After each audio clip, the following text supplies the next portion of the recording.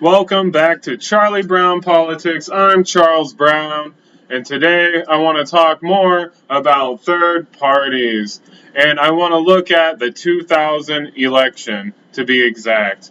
I want to ask the question, did Ralph Nader actually cost Al Gore the election? Or was it because the Democrats just couldn't face the fact they can't beat a bumbling, stumbling idiot like George Bush?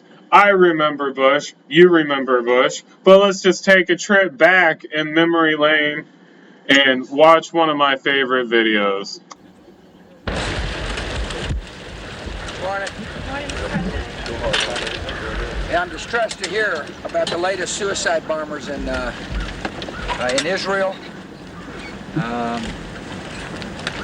For those who yearn for peace in the Middle East, for those in the Arab lands, for those in Europe, for those all around the world who yearn for peace, we must do everything we possibly can to stop the terror.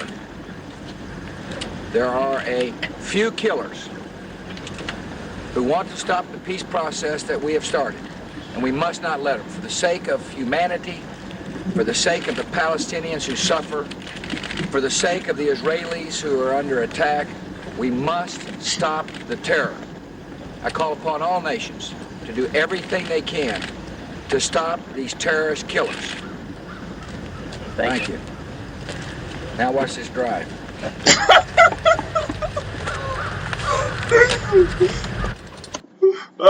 Yeah, you guys remember that so well. All right, so you're gonna sit there and tell me someone with no money and no power, like Ralph Nader, is the real reason, or just the fact that the Democrats are so incompetent, so unwilling to speak to middle class and working people and poor people that people just decided not to vote for him.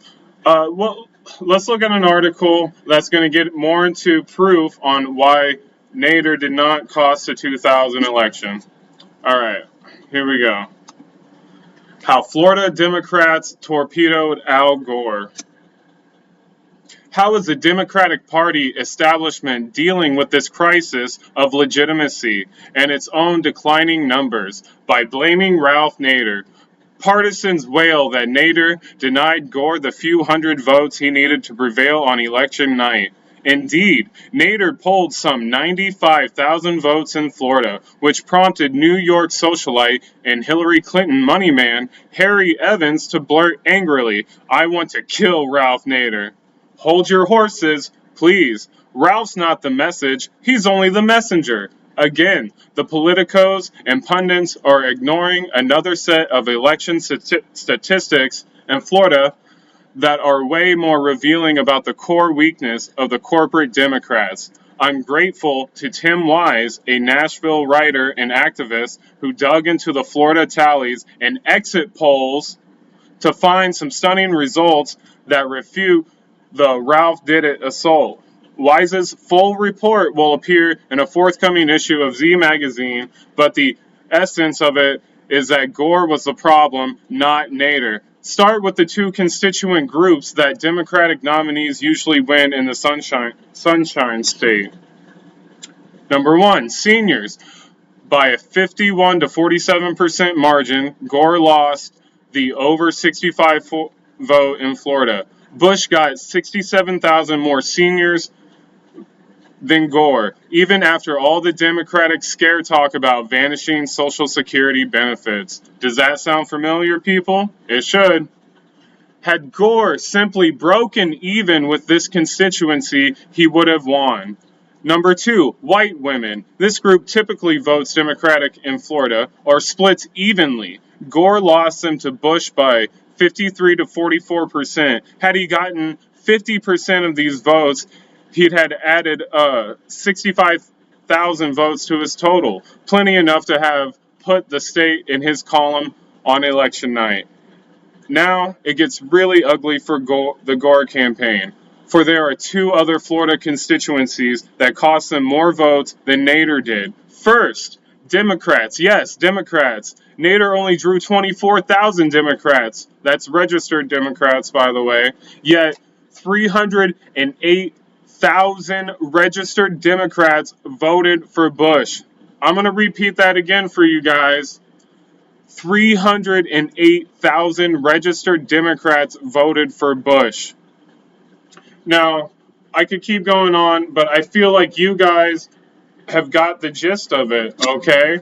Uh, there's plenty of proof out there to show that this is a crock of malarkey, right? Um, and if you don't know about Ralph Nader, just let me give you briefly a little bit on the man.